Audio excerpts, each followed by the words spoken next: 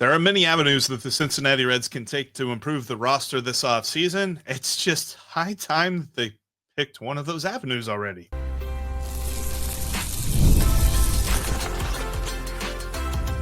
You are Locked On Reds, your daily Cincinnati Reds podcast, part of the Locked On Podcast Network, your team every day.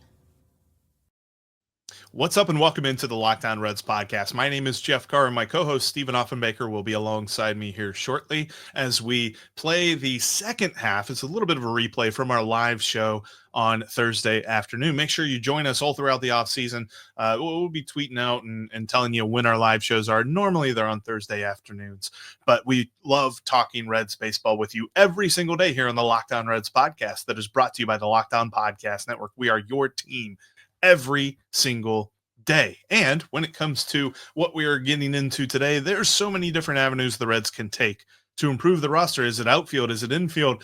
Could the Reds look at a big-time first baseman to bring in like a Pete Alonso or a Christian Walker? We discuss that. We also look at some of the other moves they could make a little bit later on in the show, like what would Jock Peterson look like on this team? I know I've poo-pooed the rumor before, but there is an avenue that it makes sense.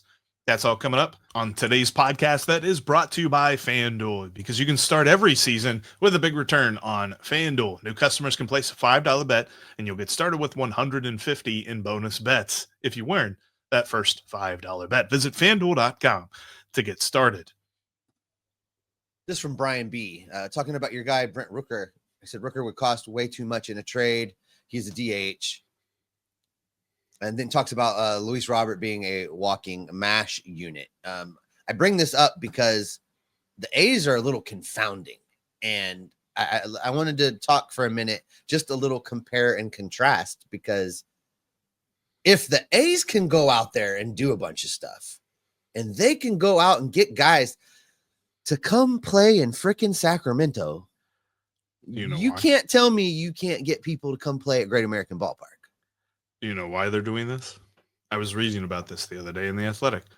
They're doing this to avoid legal action, because if they don't spend an X amount of revenue, which I think the Athletic article said they still have about $18 million they need to spend, that because they are not at the threshold of, there is a certain amount of revenue sharing that teams that get revenue sharing must spend. And while Oakland was a big market, so they never really were in the revenue sharing thing, when it was officially decided that they were moving, and now they moved to Sacramento, they got, I think it was like $100 million in revenue sharing money. But the caveat is they had to spend so much of that, and they haven't done that yet. And so by not doing that, the players union could then bring a grievance against them and cost them all kinds of money in the future. So the Severino signing, the Springs trade with the Rays, and they still have moves to make, are all so that they don't get fined. You remember that old clip of Marshawn Lynch where he's like, I'm just here so I won't get fined. Mm-hmm. Like, that's what the A's are doing right now. I'm just doing this so I won't get fined. Like, as much as we want to make it into an inspirational story where they're going to go for it, the only way that they go for it is on accident, because they're just signing money so that they don't get in trouble. So do you think that there's still a possibility they're going to move Rooker? I don't think they're going to move him. No, because he's cost controlled. He's cheap, right, and he's good talent. Like, that's the other thing too, though. Going back to the question about Diaz, Steer, and Collier, or even just Diaz and Steer. If the price for Brent Rooker is Diaz and Steer, I'm out. Like, he's a DH with corner outfield tolerances, if that makes sense. Like the Reds tolerated, for whatever reason, Jesse Winker in center field. They weren't going to put Jesse Winker in center field long term, but if they had to, they would. I don't think you put Brent Rooker in left field or right field as the main plan. You put him at DH as the main plan, because his defense is not, like, his statistics and all the stuff and all the analysis on his defense is not as a guy that you want to be trusting out there for 162 games. So that for me is a no. That's not enough of that kind of a trade. Having a little Candyman conversation over here in the chat, Jeff. Carrie talking about Candyman already getting a strain in the offseason. I don't know if you saw the other night that he tweaked something running to first base. That's on brand for him. Willie checks in and says Candyman is a DH. He's the worst defender in the league. I don't know that that's true, but sometimes he's not great. Willie goes on to say Tito won't play him in the field. And here's where I wanted to get, because I agree with this. Where'd it go? Sorry, guys. I had it in front of me and it moved away. Where'd it go? I don't know. I'll just go with what it said. It said, no, Candy's going to be at third base because Marte is going to be in AAA. That I agree with, because Jeff and I have a bottle of Pappy's on the line, because Jeff is going to be buying me a bottle of Pappy's. A bottle of bourbon, not a bottle. The bet is if Candyman is the starting third baseman on opening day. And I think that he is. I think Marte is going to AAA, Jeff. The offseason has done nothing to change my mind about that, the way that he's performing right now in the winter leagues. So there's an interesting thing about Marte and about third base, because there were quotes from Nick Kroll, and he was on the Hot Stove League on Tuesday. Nick Kroll said a lot on Tuesday night, and we kind of documented everything over at Cincinnati Reds Talk, our Sports Illustrated website that I write for. But Nick Kroll said this: we thought, he's talking about Noelvi Marte, we thought that he had every chance to be the everyday third baseman out of the chute, and we're going to have this superstar guy. Obviously, he got suspended for PEDs, and he started behind the 8-ball, and it snowballed from there.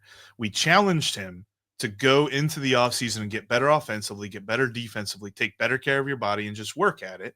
He's done a good job. I know Tito and Brad met with him in Santo Domingo earlier this offseason, and he's looking in good shape. He has really tried to trim down, and he's working his butt off. That's verbiage of a guy that thinks that he is doing what they asked him to be the starting third baseman. Could somebody ask him to hit the damn baseball?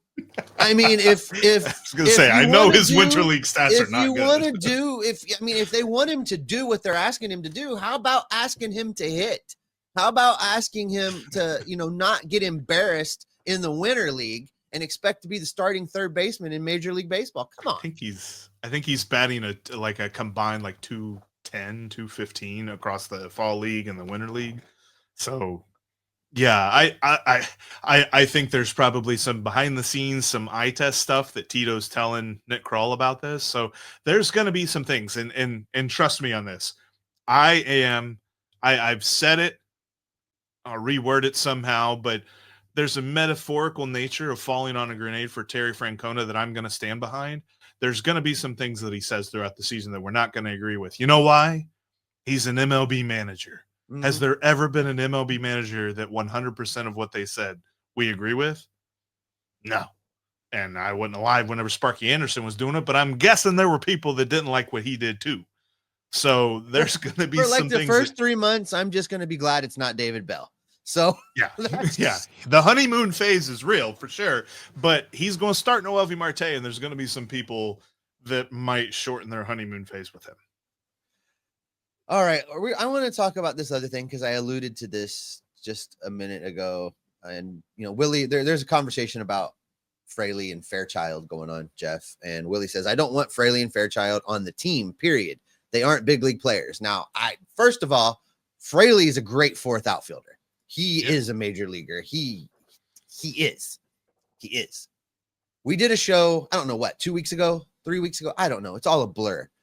But if we're being honest about Stu Fairchild's numbers and just strictly looking at splits, and if you can guarantee me that you won't give Stuart Fairchild at bats against right-handed pitching, the Fraley-Fairchild combination is an outfielder that performs 15 to 20% better than league average offensively.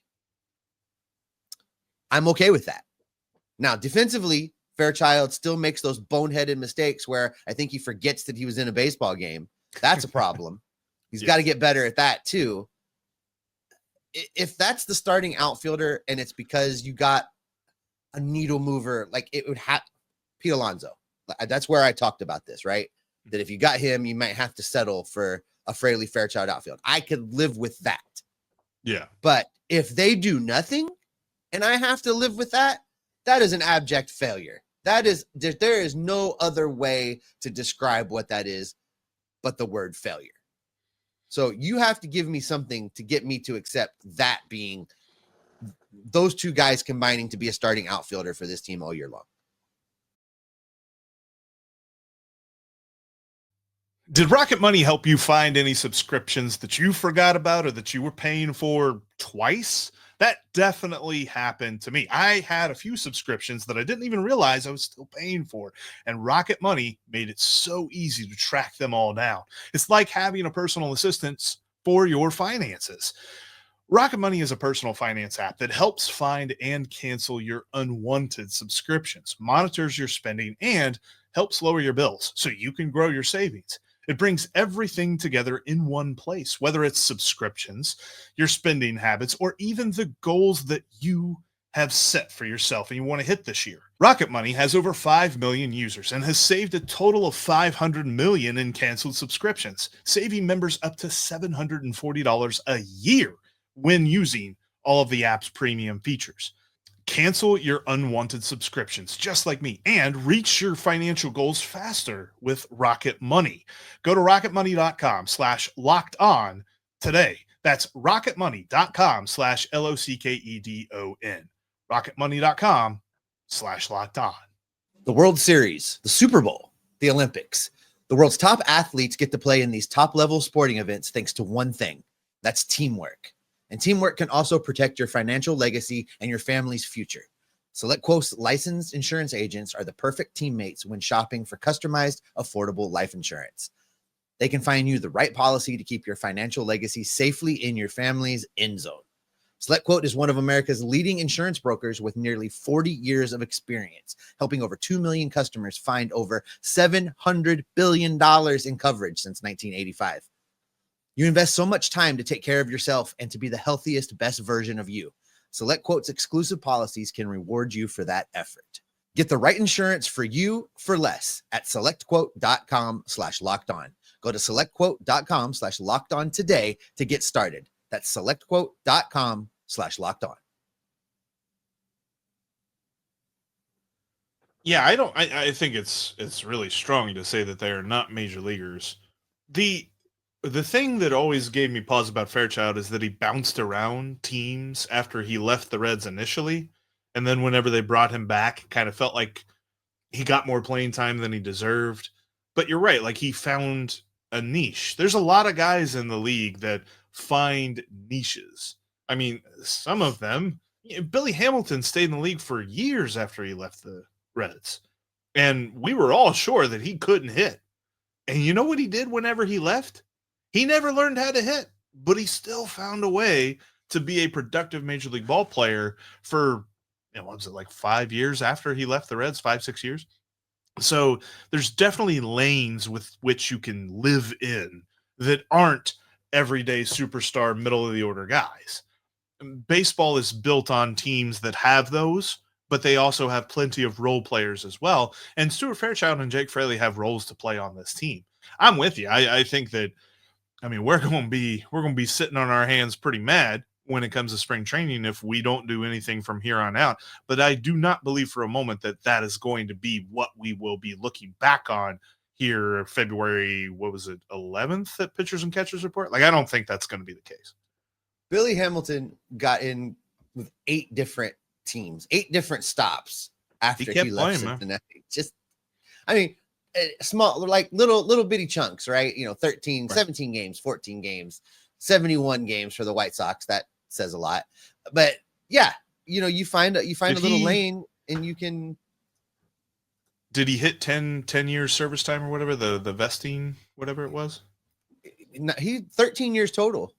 Yeah. Looks like. Well, like service time was like they grade that. Yeah, I'm not sure. But yeah, so he was around the majors for a long time. And as much as I think a lot of that probably had to do with his like pre-major league hype and his scouting report from that, there was still something that everybody looked at and they said, we can use this guy. So I think that Stuart Fairchild is definitely a major league ball player. It's just he is not the guy that you need to be basing your playoff run on in 2025. This is interesting from our buddy Josh. He's like, is there a guy available in trade that we don't even realize is available right now to fill the outfield need? the Tucker rumors, he says, seem to come out of nowhere. And I felt that way too. They kind of came out of nowhere, right? Maybe that's what Nick is talking about, that there's something going on behind the scenes. In this day and age, it's hard to keep that kind of stuff under wraps, but maybe. I imagine right now at this phase, there's a lot of phone calls that, that are guys we keep using the phrase checking in, right? The Reds checked in on Shohei Ohtani, whatever. Like, there's a lot of checking in. There's, this is a very small collection of people in these jobs that are in charge of making these deals. And I think they're probably checking in with each other daily almost. Yeah. What you working on? Who you looking at move? Like, what do you need? What do you need? What do you got? And that's why I still believe that, happen. Yeah, that's why I still believe that, we've got all these rumors here, and Nick Krall's over here, and he's going to give us something that it's like, oh, hey, didn't see that coming at all, but that really makes sense. So that could be the case. I mean, there's been no rumors linking the Reds to a Pete Alonso or a Christian Walker or really any infielder, I don't think. Well, there was at the beginning of the offseason, there were people talking about maybe Paul Goldschmidt, but I even think that was one of those, like, he could work for the Reds. It wasn't necessarily that they were talking to him, but there's not been an infielder rumor. So that could be intriguing to see if he does a move like that. Let's go what Spot Trek has for those. You do that and I'll look that up. Zero Wave says, people saying that we can get a new closer don't understand that Diaz is probably the best closer can reasonably have on the market, both skill and team control wise. He's very tradable right now.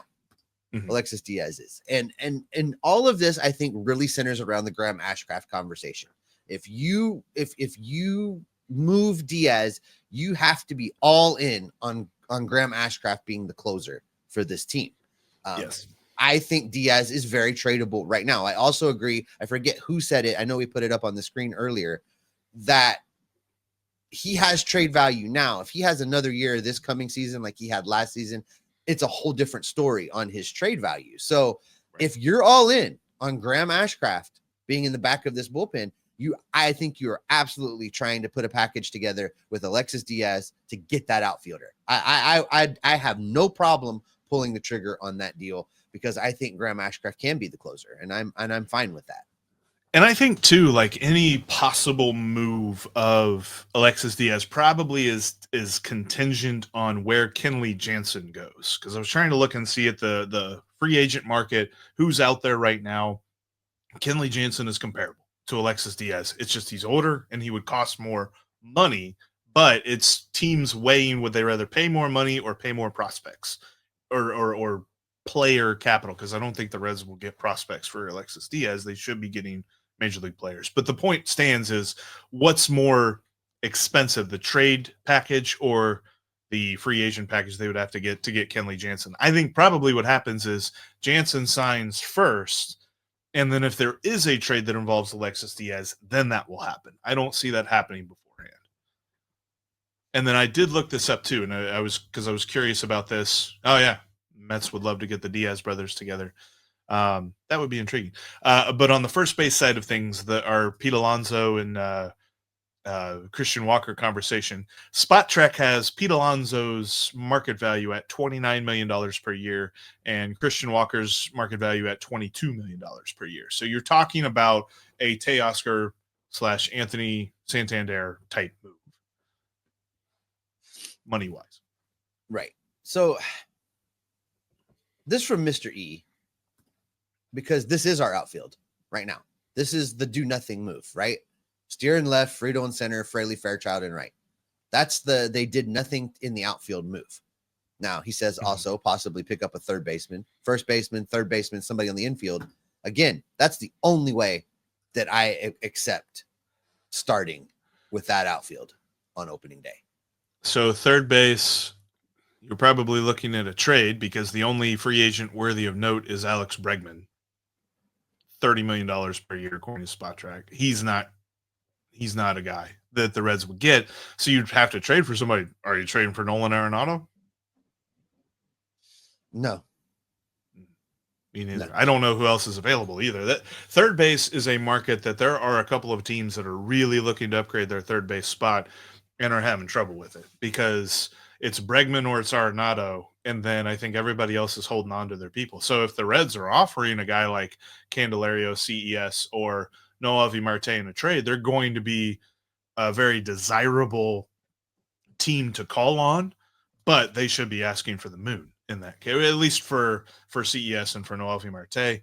Candelario, I don't know that he would be a sought after third baseman on the trade market, but I don't see the Reds adding a third baseman. If they add an infielder, it's going to be a first baseman. And I still say that it's more likely they get an outfielder than they get an infielder.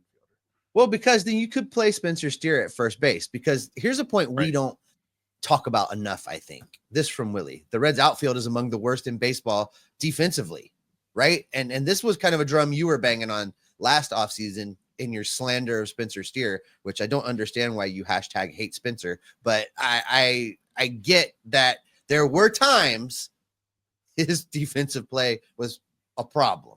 I hope that he's been working on it. I mean, I hope, but that's again. Here we are.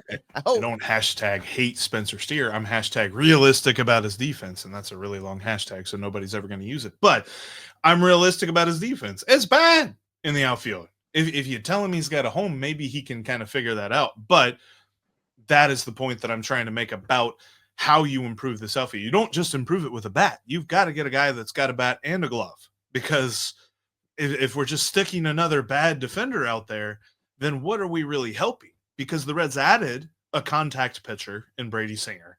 They kept a contact pitcher in Nick Martinez. And I think that you've got a guy in Rhett Lauder who is also more of a contact-driven pitcher than a swing and miss style pitcher. So when you have all that on your starting rotation, but you have question marks at all three outfield positions, then I don't know that you helped yourself. You've got to get somebody that is good in the field, in the outfield, whether it's the center fielder, corner outfielder, whatever it is. Like, you've got to improve the defense almost as much as you improve the offense. This from Brian B. Do we overvalue Spencer Steer? Brian says Steer is a platoon player on a good team. I think he had it down. That might be harsh. That might be a little harsh. Yeah, I think he's an everyday ball player. His bat, as much as his average was not what we expected it to be, and his on-base percentage was a little bit lower than we thought, his bat's not the problem. The best way to get into all of the action with whatever season it is in the sporting world is with FanDuel. Seriously, I mean, even with hockey going on, I love getting into some hockey prop bets. You've got how many points that a player can score. Are they going to score 2 or more points, or are they going to get a goal that night? How many saves is a goalie going to have? Plus, you've also got great futures on Major League Baseball. Look, they still continue to disrespect Terry Francona. They still continue to disrespect these Cincinnati Reds, and the odds keep getting longer and longer, which means the value keeps going up when it comes to the NL pennant, when it comes to the World Series.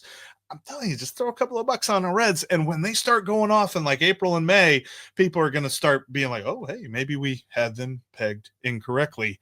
You know better than they do. Go to FanDuel.com/locked-on and check out all that they have to offer as the NFL heads toward the playoffs, as the college football playoff gets rolling. FanDuel is the place to be. That's FanDuel.com/locked-on. Never waste a hunch again, and go to FanDuel, the official sportsbook partner of the NFL. Let me ask you this from Jimmy McFarland, because I'm not sure how to answer this. If the Reds went and got Taylor Ward and Jock Peterson, would you be happy? Would that be enough for you? I think because Ward would be good defensively and good against lefties, passable against righties. Jock Peterson, on the other hand, is righty only, DH, and you tolerate him in the outfield. He's not a good defender. I don't know that I would. And I think that it would cost a lot. It would cost the same to get those two guys as it would to go get one big guy that you don't have to squint at. And I think that that's the issue for me with the Taylor Ward move. I almost feel like when you do Taylor Ward, you got to do something else. Jock Peterson for the Diamondbacks last season, right? Diamondbacks? Do I have that right in my head? I think so. Yeah. Against left-handed pitching, Jeff. Small sample size, 37 games that he got in. But if you do splits on his OPS plus, he was 16% better than league average against left-handed pitching. Had a slash line of 219, 405, no slugging there at 344. But he was still 16% better than league average. He was, for the year, 2.9 in WAR. He was almost a 3 WAR player. I mean, if you get both of those guys, that might, I don't know. Is it a press conference? No, I don't think so. But is it better than rolling with what we got? Yeah, I think so. The only thing that I'm worried about is just his glove. I mean, here are the last 3 seasons for him. Outs above average. -3 last year. -11 in 2022, which was the last time that he really played full-time in the outfield. And then -7 in 2021. By the way, he was 58% better than league average against right-handed pitching. Just putting that out there. Which you face, what is it, like over 60% of the time. So that's a good thing. But I still think you would have to almost DH him exclusively because you put him in the field. Like last season, the most innings, this is just innings, this is not games, this is innings that he played at any position was 173 innings in left field. He had over 400 plate appearances, but they're mostly as a designated hitter. He is not a good fielder. And it was for San Francisco last year. Was it San Francisco? Yeah. So that's kind of the hard part with San Jock Francisco Peterson. in 2023, Arizona in 2024. Oh, so he didn't play in the field at all last year. Huh. He was just a DH last year. I have a hard time with that. Because that's the same thing, and I'm staying consistent with this because I said this about Jesse Winker too. Like Jesse Winker was horrible in the field last year. Jock Peterson was so bad that they didn't play him at all in the field. They played him as a DH totally. And it looks like he's played some first base there, Jeffrey. Yeah, he played first base like Santiago Espinal played in the outfield. But I don't know. Like you add him, and then you are saying that for the majority. Now Tyler Stevenson could DH against lefties, and then Jock Peterson, he wouldn't be playing against lefties. But it's just hard for me to imagine how much better that makes the Reds. I don't know. Like maybe I'm being a little bit harsh, and I'm fixated on them getting an everyday guy, and Ward and Peterson would be okay, but you would still have to trade for Ward. Let's jump back to Teoscar for just a minute, because Mike Graham says if Teoscar wants 3 years, 70 million, give it to him. Mm-hmm. Are you good with that? Yeah. I'm completely, and I give him a fourth year option. Call it a mutual option, whatever you need to do. And reportedly his interests are 3 years. He doesn't want a longer deal. Like Santander wants 5 years, and Teoscar wants 3 years. The only thing is, and the only reason he hasn't signed with Los Angeles is that he is uninterested. Like the reports on the 3-year side also say he has no interest in deferrals. So I find that kind of intriguing as well. Like he wants that money now. He doesn't want to have to wait for it. So it's like, just go give him that. And I don't know what I guess the holdup is. Maybe they are telling Nick that he's got a hard and fast budget that precludes him from giving that deal, which is a bummer. But that may be the only reason that the Reds have not signed him. All right, Jeff, let's get a couple more in. We have moved past the hour mark, and once again, you guys are amazing during these lives with the questions and the comments. Jump down there and click that like button for me just to help boost things up, and make sure you share the show with your friends. We want to talk Reds baseball with them because we love talking Reds baseball with you. You know, just a final thought on Taylor Ward, Jeff. When we talked about him, you know, we described him as the non-flashy, non-press conference, but solid kind of dude that helps the outfield. Yeah. I still am not opposed to them going and getting him. I would like to see them get him plus something else.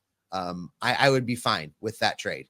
It wouldn't be the only move they could do. I wouldn't like the offseason's an A. They got Taylor Ward. Wouldn't be doing that, but I would be good with him. I agree with that. I think that he's a dude, and I've talked with our Locked On Angels hosts about this before because they love Taylor Ward. They're like, he is the guy that doesn't get the press, but is a reason that you feel better about a team. He's not going to be the guy that is constantly at the podium, like, oh my gosh, Taylor Ward was the reason that the Reds won this game. If the Reds were to get a guy like Taylor Ward, but he is a guy that you would feel better about their overall team makeup, because that's the thing right now, right? Like the roster for the Reds just feels very glass cannony, to use a video game term right now. Like it feels like they have a lot of firepower and a lot of things that could go wrong to undermine that firepower. And we hope things work out with guys like CES and Noelvi Marte and Matt McClain and TJ Friedel, all of them to bounce back from one thing or another. But they have an opportunity here, it feels like, to go mitigate that. Taylor Ward is a guy that you don't hope for, he's a solid defender. He's not a Gold Glover, but he's a solid defender. He's a solid bat. He's not a cleanup hitter, but he's a solid guy to have in your lineup. And I think that would be a good move. But yeah, you're right. Like it would be like a Taylor Ward plus somebody. All right, let's go here. This will probably be the last one for the day from Cody Ward. Talking about the Dodgers. They can't defer their whole team. You know what? I've been thinking about it. It's been bothering me, Jeff, right? Like I gripe about this almost every time they make a move. I think I'm going to set something up with I want to set something up with Sully to talk about this. But I think the Dodgers are reading the tea leaves really well, actually. They're deferring all of this money, right? They're deferring everything. Kick the can. How can they possibly pay all this money and continue to field a team when all this money comes due? I think the Dodgers are banking on a salary cap being in place by the time all of this money comes due. And so that their payroll is still going to be basically what it is right now with the salary cap in place. And they're going to be able to afford this. It's a bold strategy because for it to work, baseball has to shut down and completely restructure its finances. But I think that's coming. I think the Dodgers think that's coming. And I think they're banking on it, as a matter of fact, literally banking on it. I think that's what they're looking at. Because they believe, and quite frankly, when you look at their roster, it's hard to argue, they believe that they built a team that can win multiple World Series over the next 5-6 years or something like that. Mm-hmm. And they're just going to be able to ride that wave. They do like a big blue machine type stretch, and then they can roll through the next decade and a half of just being like, all right, we're paying off all this money. What do you guys want from us? We gave you this amazing decade of baseball. Now you got to bear with us while we satisfied all the deferred contracts that we signed. That's probably what's going to happen over there. I mean, we keep joking that they're going to go bankrupt. They're not going to go bankrupt. They've got so much money, they don't know what to do with it all.